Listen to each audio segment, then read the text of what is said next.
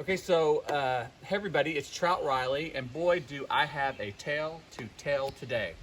This week was quite a week here in the country. About midweek I was just sitting outside here enjoying myself when all of a sudden I heard a noise, and it sounded kind of like a snake. It was a deep hissing noise. I thought maybe it was my pet snake, but it wasn't my pet snake. So I had to investigate, and when I investigated, I discovered that it was some baby buzzards that were living under the deck.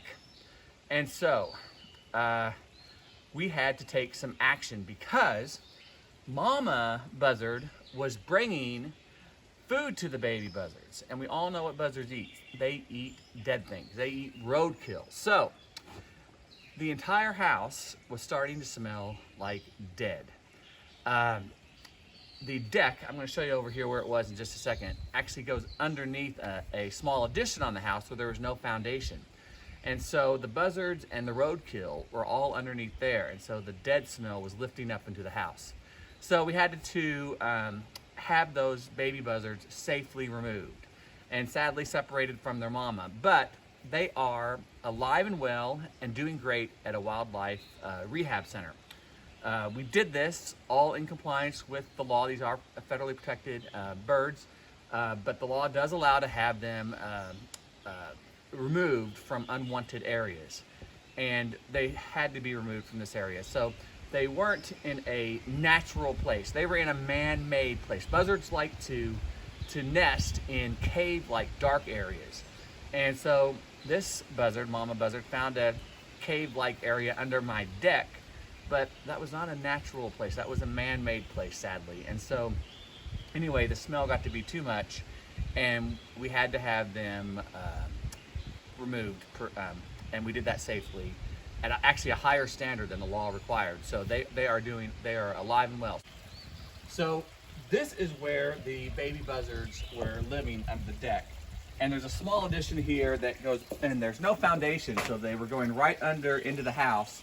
And so all that smell, all the food, the roadkill, the dead things that the mom was bringing was all lifting up into the house. And you'll see it's all white now. There's white powder there. That's lime that we use to kill the smell of the dead animals.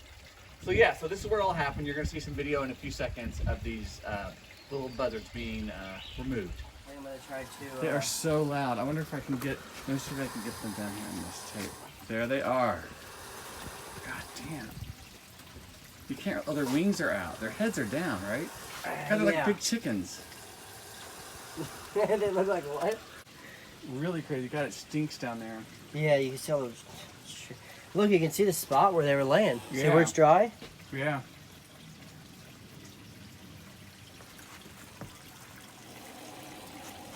Oh, they're still distant. Wow, it is open all the way under your house.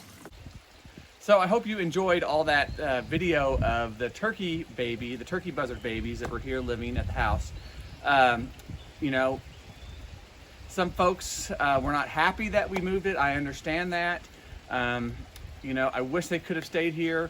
We're gonna concrete this in so that it doesn't happen in the future.